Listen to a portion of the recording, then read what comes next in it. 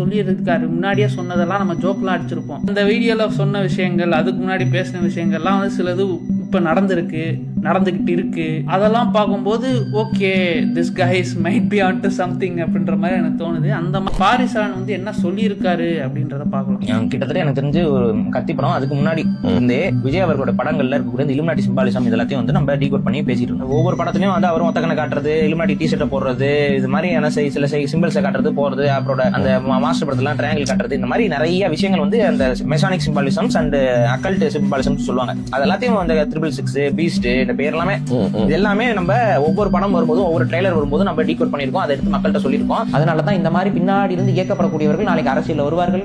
ஏன் சொல்றேன்னா, இந்த சிம்பாலிசம் காட்டுற கமலஹாசனும் அரசியலுக்கு வராரு, இந்த சிம்பாலிசம் காட்டுற விஜயும் அரசியலுக்கு வராரு, எல்லாரும் அரசியலுக்கே வராங்க. இதுல பாத்தீங்கன்னா இவரே சொல்லியிருப்பாரு இந்த கமல் விஷயத்தை பத்தி. அதுக்குமே ஒரு வீடியோ போட்டிருந்தாரு, அதை பார்ப்பேன். நானும் ஒரு வகையில் கிருமி கண்ட சோழன் தான். அமெரிக்கா தன்னை பயோ ஆயுத தற்காப்பிற்கு தயார்படுத்திக் கொள்கிற மும்பரத்தில் இருந்தது. தசாவதார படத்துல நட்சத்திர குறியீடுகள், 666 பாத்தீங்கன்னா 666 திட்டமிட்டு வைக்கப்பட்டிருக்குது. இன்றளவும் கமலஹாசனுடைய படங்கள்ல ஐ சிம்பிள், ஒற்றைக்கண் சின்னங்களும் இந்த இலுமினாட்டி சம்பந்தப்பட்ட அத்தனை சின்னங்களையும் தூக்கி சுமந்து இந்த பிக் பாஸ்ங்கிற நிகழ்ச்சி அது எப்படி இந்த அளவுக்கு வந்து எப்படி ஒரு மனிதன் செயல்படுற அத்தனை விஷயமா அவருக்கு தெரியுது. அப்ப அந்த செயல்படுத்துவர்களுடைய கூட்டணி அவருக்கு இருக்குன்னு தானே தெரியுது.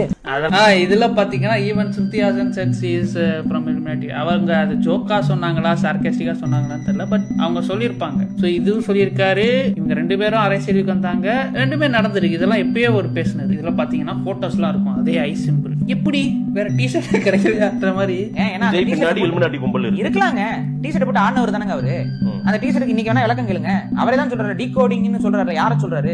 எனக்கு அதான் புரியல. ஒய் தட் சிம்பிள்ன்றது எனக்கு புரியவே இல்லை. அந்த ஐ சிம்பிளுக்கு ஏன் இப்படிதான் பேசுறாங்க, அது பேசும் பொருள் ஆகுது, கான்ஸ்பிரசி தியரி ஆகுது அப்படின்றது ஆப்வியஸ்லி ஆக்டர்ஸ்க்குலாம் தெரிஞ்சிருக்கும். பட் தெரிஞ்சுமே அதை ஏன் அவங்க யூஸ் பண்றாங்க? மேபி அது மூலியமா ஒரு அட்டென்ஷன் வருமோ அப்படின்றதுக்காக பண்றாங்களா, இல்ல ஆக்சுவலாவே ஒரு சொல்றதுலாம் உண்மையானு நமக்கு தெரியாது. நம்ம புரிஞ்சுக்கிறது என்ன அப்படின்னு பாத்தீங்கன்னா, இதை நம்ம மக்கள்கிட்ட கொண்டு போயிட்டே இருந்தோம். ஆனா கொண்டு போகும்பொழுதுலாம் என்னை குத்தி கொதறி அசிங்கப்படுத்தி அவமானப்படுத்தி எப்படியாவது வந்து இவனை வந்து முட்டாள்னு காமிச்சிட்டோம்னா மக்கள் வந்து இவன் சொல்றதை கேட்க மாட்டாங்க.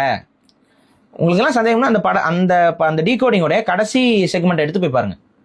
அந்த டீகோடிங்ல இதெல்லாம் காட்டுறாங்க. அடுத்து இதெல்லாம் என்ன நடக்கும்னு நான் சொல்லியிருக்கிறதுலாம் இன்னைக்கு அப்படியே நடக்குது. 5 வருஷத்துக்கு முன்னாடி நான் ப்ரெடிக்ட் பண்ணது அப்படியே தான் நடந்திருக்கு. இதுக்கான பெருமைப்படுற யாரெல்லாம் நம்மளை கலாச்சி கிண்டல் அடிச்சுக்கிட்டு இருந்தாங்களோ அவனுங்களே வந்து விஜய் அவர்களுக்கு பின்னாடி டீப் ஸ்டேட் இருக்குமோ அப்படிங்கிறதுலாம் சொல்லியிருக்கிறாங்க. அதுக்கான வாய்ப்புகள் இன்னைக்கு வரைக்கும் நான் சொல்றேன் இருக்கு, 100%.